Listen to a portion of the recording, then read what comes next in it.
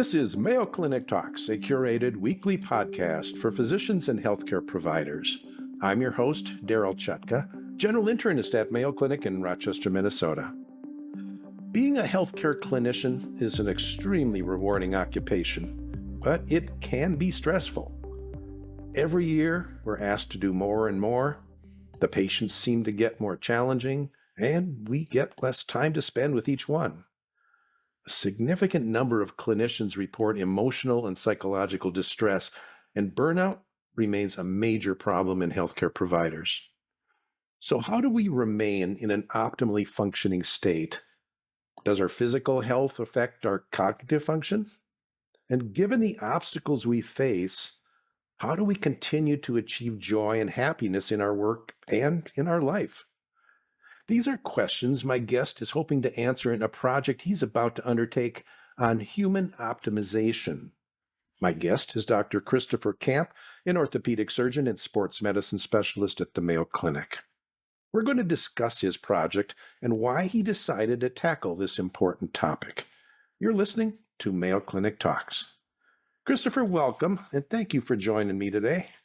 Thank you so much for having me. This is something I'm incredibly passionate about, so I'm excited to be able to talk with you today. And that's where I want to start. I'm trying to get at the bottom of your passion. So first of all, for our listeners, describe your practice. Sure. From the outside, it might look like it's all over the place, but I'm sure a lot of our audience probably resonates with that. So I'm an orthopedic surgeon, fellowship trained in sports medicine. My clinical practice is treating athletes of all ages and ability levels. So recreational athletes, high level professional athletes, Olympic athletes, and some non-athletes as well. I do surgery on sports related injuries of the shoulder, elbow, and knee.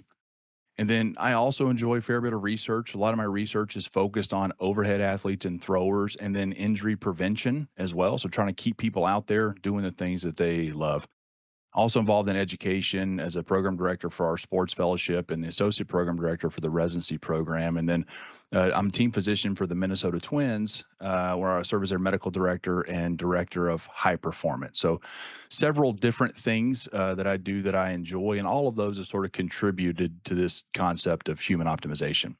So describe the concept of human optimization. What does it really mean and what does it involve? I think all of us recognize that the bar for human performance is higher than it's ever been. And that's true if you're a surgeon or a physician. It's true if you're an athlete, but it's also true if you're a teacher, nurse, farmer, or even a kid. I don't know if you've been to a state tournament or spelling bee recently, but even our kids nowadays are achieving things that seemed unimaginable in the past. So as a result of this, we all feel this need to do more. We have to do more and more and more to keep up. At the same time, we're also recognizing the value of sleep, rest, recovery, and wellness. And that also contributes to our success. And so because of that, we're feeling like we're being told that we need to do less at the same time. So we're all sort of stuck and we're a little conflicted. We feel like we have to keep doing more. We're also being told we have to do less. And so many of us feel like we're spinning our wheels and not making any forward progress. Honestly, sometimes we can't tell it. Am I getting better or am I actually getting worse? I don't know. It can be very confusing. So that question of how do you do more and less at the same time, that is really the essence of human optimization. So the way I define it, human optimization is the development of the ability to do more while simultaneously improving your wellness and well-being. But I think the important key word there is more, and that word is individualized for everybody. So whatever it is that I want to do more of is going to be different than yours. So everybody sort of has their own definition for themselves. We're all looking to accomplish different things, but most of us would like to be better at whatever it is, whatever that thing is that we want to do, and we'd like to maintain our sanity as we do it. Well, I wanted you to describe your practice because I know it's somewhat unique, and I wanted our listeners to recognize that you're dealing with some individuals who are professional athletes.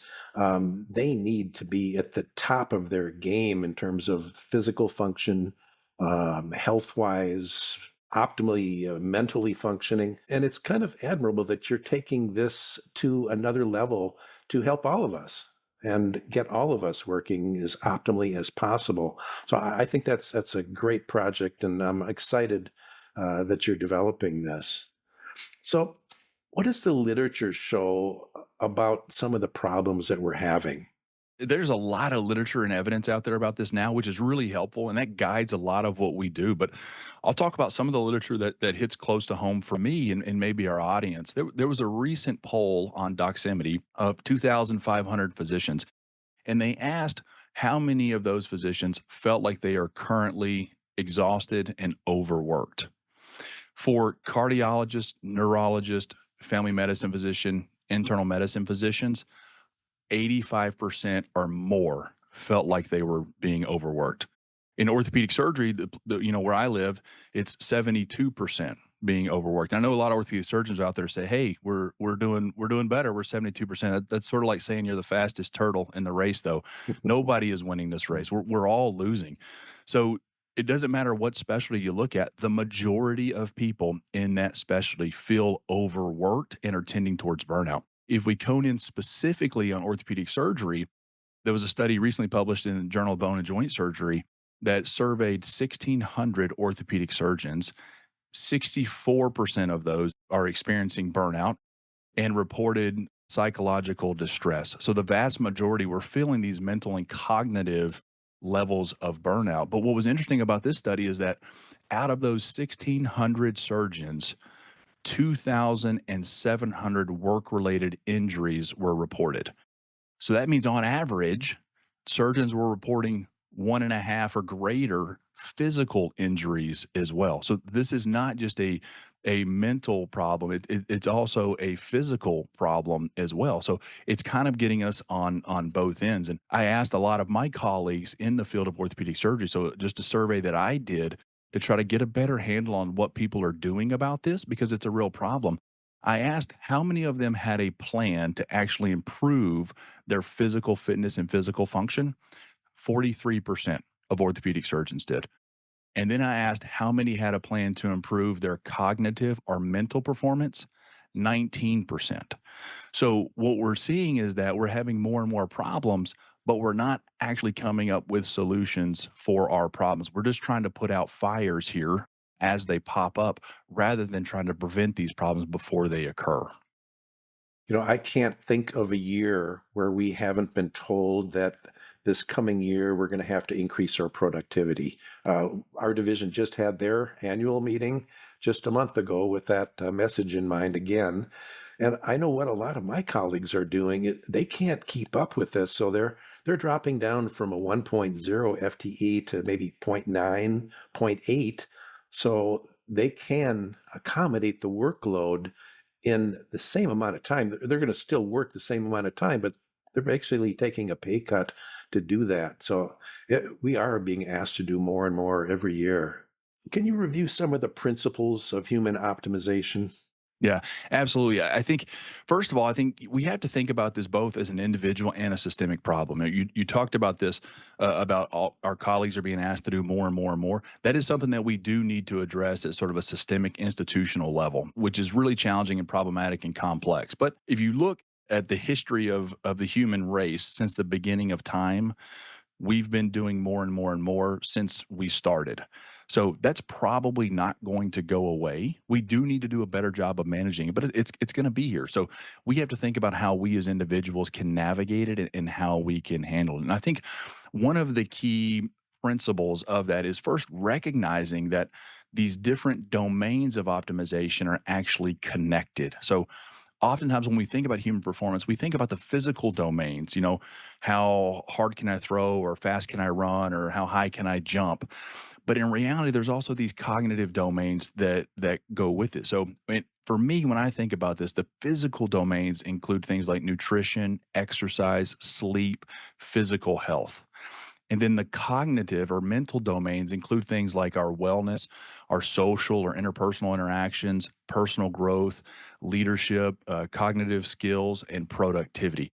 In reality, we have to recognize that all of these things are interrelated and they're connected in a very complex web where every domain touches every other domain. So, unfortunately, that means if you're struggling in one of these domains, it will have a negative impact on essentially all of the others. So, if you're not getting the sleep that you need to be getting, that's going to affect your physical health. It's going to affect your wellness, your productivity, your ability to be a good leader. In reality, that can seem a little bit disheartening at times. You think, well, what's the use? It sounds overwhelmingly negative. But if you take a little more optimistic approach, I think if you recognize that if you can make some marginal improvements in one of these domains, it will then positively impact all of the others as well. So it's only negative if you're trending backwards. If you can start to trend this thing forward, you can really build some synergy and have positive carryover into all of the other domains because they are so intimately intertwined with one another. You're pretty introspective about this issue. Do you think our colleagues understand what's going on? I think we all feel it. Mhm. I don't think we can necessarily articulate it. So this is one of those things where when I talk to people about this and I start explaining it, they say, "Yeah, yeah, I right." Like everybody kind of connects with it and they understand it, but most folks aren't able to sort of clearly voice it or articulate it or state exactly what's going on. And part of the problem is if you can't define the problem for yourself, then it becomes impossible to fix or improve the problem. So I do think getting a good handle and understanding on what the concept of human optimization is, and then doing a good assessment for yourself, saying, okay, out of all these domains, which am I doing well in? Which ones am I struggling in? Because we're all doing well in some and we're all struggling in others. None of us are perfect in all of them, and none of us are bad at all of them, but our profiles are different. Mine is different from yours, Daryl, and there are things that you're good at that I'm not good at, and vice versa. So we have to be a little bit introspective and figure out, art me, what do I excel in, and then what do I struggle in, and then put together a plan to actually improve. I suspect our colleagues have no way of understanding how to fix this problem, and I'm hoping that as a result of your project, you'll give us some direction. If somebody does want to change, how do they go about doing it? Where do they go for help? Well, there are a lot of resources out there, and I'm sure everybody has done this in some sort of, piecemeal fashion. There are a lot of great books and podcasts and other resources for learning, which I think can be immensely helpful. One of the problems, though, is that it's not organized in a systematic way. It's not all put together in a comprehensive approach. And so that's one of the things that we're trying to do with this project is kind of put everything that you need into one place. One of the other problems is so much of what we do in this space is passive learning. So we spend a lot of time listening, reading, and we acquire all of this information, but especially with these types of performance domains, we struggle to turn that into active learning. So we don't do a great job of discussing it in a fruitful way or putting it into action or teaching other people about the concepts. So that's another thing. We have to shift from going from passive learning, just reading and learning about it, to actually putting it into practice. And I think that that's a key principle that a lot of us miss because it is hard to make these things, these big concepts, to actually make them concrete and actionable. Christopher, you gave a grand rounds on this topic recently, and you described how this is like the principles of compound interest. Explain that. Yeah. So most people understand compound interest when it comes to finances. And if you invest money slowly, steadily, consistently over time with a positive interest rate, it grows. And that growth is not linear, that growth becomes exponential. So early on, when you look at that graph, it goes up, but it goes up slightly. It's not very exciting. It's kind of boring. But then eventually, as it starts to build, the growth compounds, and then the growth takes off rapidly and becomes exponential. So that's compound interest. Hopefully, most folks understand that for money, and hopefully, your retirement accounts look like that or will look like that by the time retirement comes. One of the things I think we don't realize is that it's not just money that operates on the principles of compound interest. I really think that most of the important things in life operate by those principles. It's certainly true for joy, love, friendships, your physical health, ability to be a leader, knowledge acquisition, and really all of the human optimization domains operate on the principles of compound interest. The problem is we as humans, we don't really like that. We don't like it because that early part of the curve, it's not growing that rapidly. It's slow. It's kind of boring. And if we're honest with ourselves, we don't get a lot of attention. Nobody is paying attention to us while we're in that slow part of the growth curve. Nobody starts paying attention until you actually have some real success and you're out on that steeper part of the curve. So I always say that we as humans, we tend to overestimate what we can accomplish short term and underestimate what we can accomplish long term. So short term, we overestimate what we can do. We want to. I'm gonna go conquer the world. I'm gonna lose 40 pounds, or I'm gonna totally turn my life around. I'm gonna do it in 6 weeks. And in reality, we just don't operate that way. And so we give up. And so we're not consistent. We don't stay in things for the long term because we think that we can achieve it in the long term. So we really have to take a long term approach to this, which can be challenging. But I think that there are proven ways of doing that and helping you continue to show up and invest consistently to get through that slower part, the boring part of the growth curve. Well, I know your project is going to explain a lot of this, but can you give us maybe some hints of specific things that we can do to achieve success in this? Mhm. One of the things I think is helpful is think about how growth occurs. And I think growth occurs through repeated cycles of stress and recovery. So an easy way to think about this is if you're weightlifting. So if you're lifting weights, everybody knows the way to get stronger is you lift heavy weights and then you rest. And the body recovers, and then you do it again. And then you keep repeating that, and you keep lifting heavier and heavier weights, and then you get stronger. So if we think about that and we apply it to these other, and I think it does apply to the other domains that we're talking about here. So think about effort on a scale from, we'll say 0 is no effort or minimal effort to 10 is kind of the max that you can give. When we are at level 8, 9, 10, up above at the very top of that effort chart, things are really hard. They're very challenging. We're working at the edge of our capacity. It's uncomfortable. It can be mentally or physically taxing, and it takes a lot of focus and deep work, which we're not good at. But I call that level from 8 and up, that's the zone of growth. That's where we actually improve and we get better is when we're really pushing ourselves. And then if you look at the opposite end, so go down to the bottom of that and you think about levels 2 and below. So effort level 2 and under, I define as intentional rest. And this I call the zone of recovery. But the key word there is that it is intentional. So that's usually things like sleep, going for a walk, being in nature, genuine social interactions with your friends and family. It's usually not things like doom scrolling on social media or watching the news or binging TV. And these are the things that should fill your cup and really help you recover. Sometimes we mistake activities that are low energy for things that are actually helping us recover. So we're not talking about necessarily low energy, but we're talking about true recovery things. So if we think about effort level 8 and above is where we grow, effort level 2 and below is where we recover. One of our problems is we tend to live our lives in between that 8 and 2 zone. We do things and the effort level gets higher and higher. And then we start to get up to like level 8 and it starts feeling hard and it's uncomfortable. So we turn around and we head the opposite direction. But we don't go all the way into that recovery zone because we start to feel a little better around effort level 3, 4, and then we head back up again. So we kind of bounce back and forth between a 2 and an 8, and we don't spend much time in that zone of growth or that recovery zone. And so I think that we have to find ways to spend more time going into that zone of growth and working hard on the things that we really care about and want to get better at. And we can do that if we find our meaning, purpose, and values and we measure our progress appropriately. And then before we hit burnout, before we're exhausted and we're overworked, we quickly drop down into that recovery zone and we do the things that actually help us recover and fill our cups up.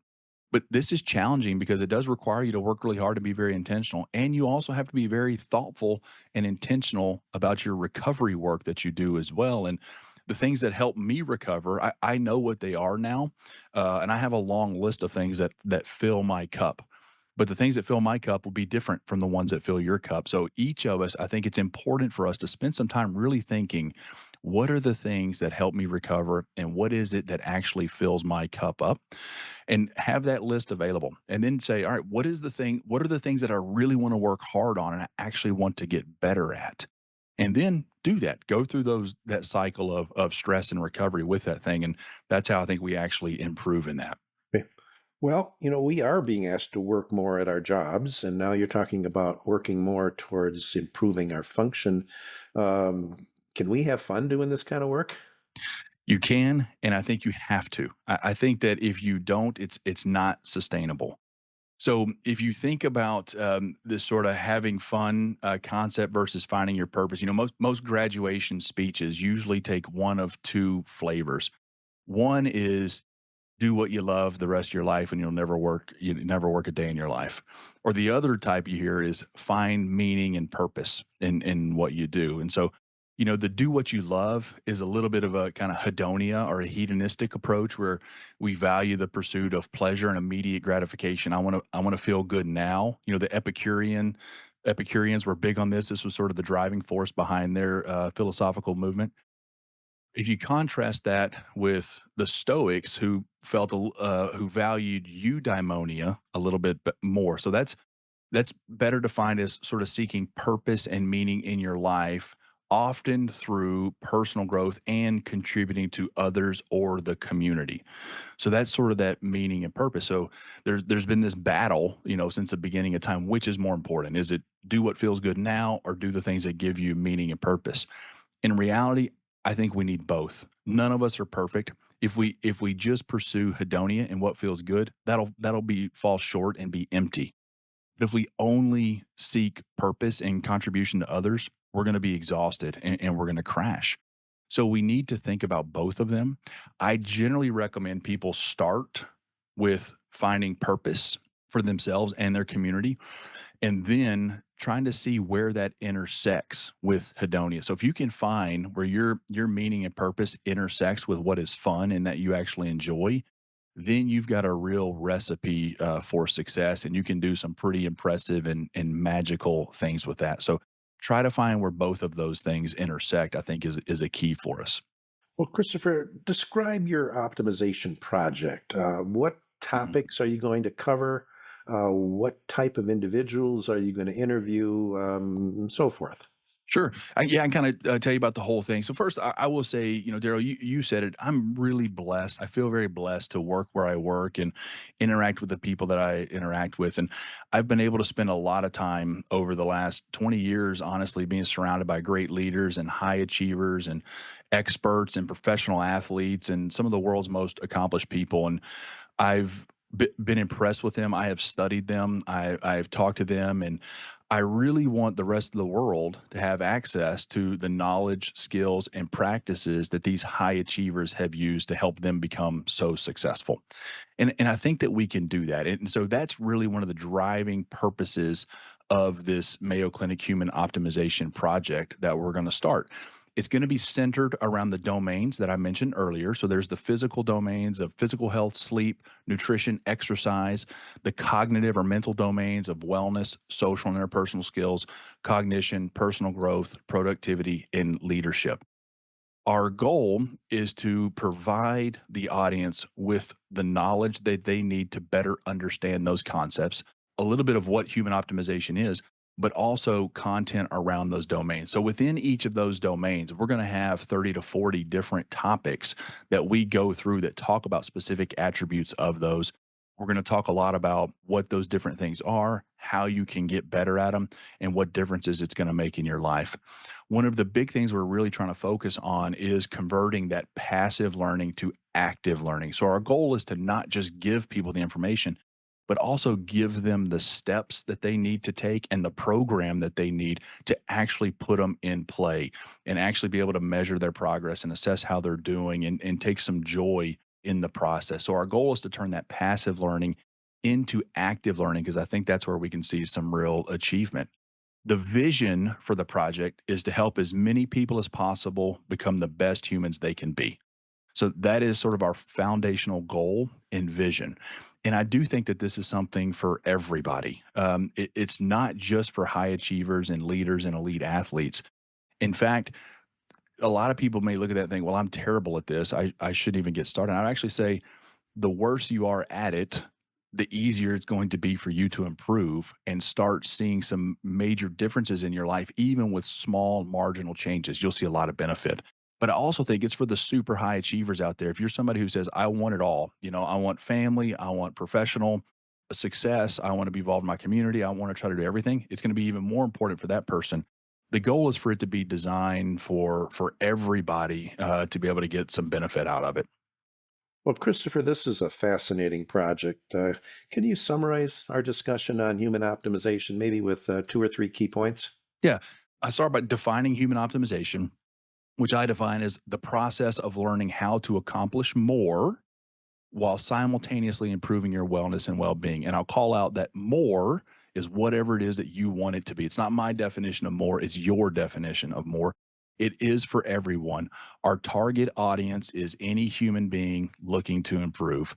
And if that describes you, then I think you'll find this effort very meaningful and impactful. And I think the 4 key words that I use in this quite frequently, and the 4 things we want our audience to do are to live intentionally, consistently, better. So by live, I mean live your life. We want you to do things. We want you to have fun. This is not meant to be a burden. This should be a fun process.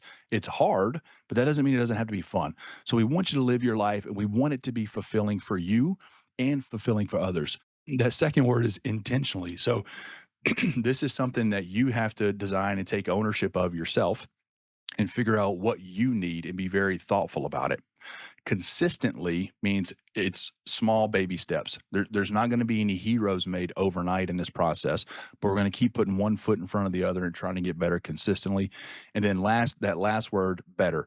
The goal is for the people who participate in this to become better so that they themselves can be happy and take care of themselves, but then that they can go and give their gift back to the world, whatever that gift is. So it's going to be a blend of not only bettering yourselves, but also putting you in a better position to help those around you. We've been discussing human optimization with orthopedist and sports medicine specialist Dr. Christopher Camp from the Mayo Clinic. Christopher, thank you for sharing your ideas with us today. They've just been fascinating. Thank you, Daryl. Really appreciate you having me. You can now listen to several hundred different medical topics developed for primary care providers on Mayo Clinic Talks podcasts. Find them at ce.mayo.edu or your favorite podcasting app. If you've enjoyed Mayo Clinic Talks podcasts, please follow us. We're honored to have you as a listener and invite you to tune in again next week. Stay well.